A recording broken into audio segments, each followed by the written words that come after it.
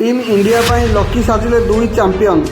ସେମିରୁ final ଯାଏଁ ଚାଲିଲା black magic. 2026 ଟି20 ବିଶ୍ୱକପ୍ ଫାଇନାଲ ମ୍ୟାଚରେ ଭାରତୀୟ କ୍ରିକେଟ ଇତିହାସ ସ୍ୱର୍ଣ୍ଣିମ ଅଧ୍ୟାୟ ଭାବେ ଲିପିବଦ୍ଧ ହୋଇ ରହିବ। କିନ୍ତୁ ଏହି ବିଜୟ କେବଳ ଖେଳାଳିଙ୍କ ପ୍ରଦର୍ଶନ ପାଇଁ ନୁହେଁ, ବରଂ ମଇଦାନ ବାହାରେ ଥିବା ଦୁଇ ମହାନାୟକ ରୋହିତ ଶର୍ମା ଏବଂ ମହେନ୍ଦ୍ର ସିଂ ଧୋନିଙ୍କ ଉପସ୍ଥିତି ପାଇଁ ଅଧିକ ଚର୍ଚ୍ଚିତ ହୋଇଛି। ପ୍ରଶଂସକଙ୍କ ମତରେ ଏହି ଦୁଇ ଜଣ ଲକି ସାବ୍ୟସ୍ତ ହୋଇଛନ୍ତି ଭାରତୀୟ ବିଶ୍ୱବିଜୟ କରିବାରେ ପ୍ରମୁଖ ଭୂମିକା ଗ୍ରହଣ କରିଥିଲେ। ମୁମ୍ବାଇର ୱାଙ୍ଗଡେ ଷ୍ଟାଡିୟମରେ ଖେଳାଯାଇଥିବା ସେମିଫାଇନାଲ ଏବଂ ଅହମ୍ମଦାବାଦ ନରେନ୍ଦ୍ର ମୋଦି ଷ୍ଟାଡିୟମରେ ଫାଇନାଲ ମ୍ୟାଚର ଏକ ସ୍ୱତନ୍ତ୍ର ଦୃଶ୍ୟ ସମସ୍ତଙ୍କୁ ଦୃଷ୍ଟି ଆକର୍ଷଣ କରିଥିଲା। ରୋହିତ ଶର୍ମା ଏବଂ MS ଧୋନି ଏକ ସ୍ୱତନ୍ତ୍ର ବ୍ଲାକ୍ ଟି ସାର୍ଟ ପିନ୍ଧି ମଇଦାନରେ ଦେଖାଯାଇଥିଲେ।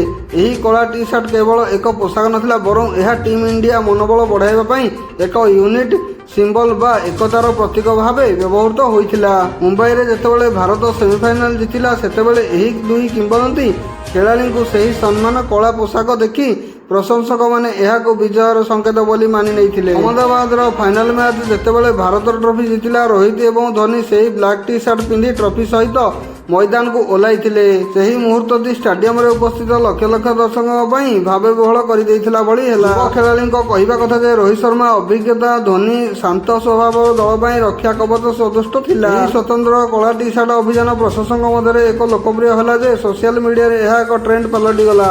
ହିଟମ୍ୟାନ୍ ଏବଂ ଥାଲାଙ୍କୁ ଏକାଠି ଦେଖିବାର ଖୁସି ଭାରତର ବିଜୟ ଉତ୍ସବକୁ ଦ୍ୱିଗୁଣିତ କରିଦେଇଥିଲା। 2026ରେ ଏହି ବିଶ୍ୱକପ୍ କେବଳ ରନ୍ କିମ୍ବା ୱିକେଟ୍ ପାଇଁ ନୁହେଁ, ବରଂ ରୋହିତ ଏବଂ ଧୋନିଙ୍କ ପାଇଁ ଲକି ଟି ସାର୍ଟ ମଧ୍ୟ ମୁହୂର୍ତ୍ତ ପାଇଁ ସବୁଦିନ ମନେ ରହିବ। ଏହି ଦୁଇ ଦିଗ୍ଗଜ ଦର୍ଶାଇଦେଲେ ଯେ ଆପଣ ପଡ଼ିଆର ଭିତରେ ଥାଆନ୍ତୁ ବା ବାହାରେ, ଦେଶ ପ୍ରତି ଭଲ ପାଇବା ଏବଂ ଦଳର ମନୋବଳ ବଢ଼ାଇବା ହିଁ ଅସଲ ବିଜୟ। ଏହି ଐତିହାସିକ ଦୃଶ୍ୟ ଭାରତୀୟ କ୍ରିକେଟ ପ୍ରେମୀଙ୍କ ହୃଦୟର ଏକ ଅଭୁଲା ସ୍ମୃତି ହୋଇ ରହିଗଲା।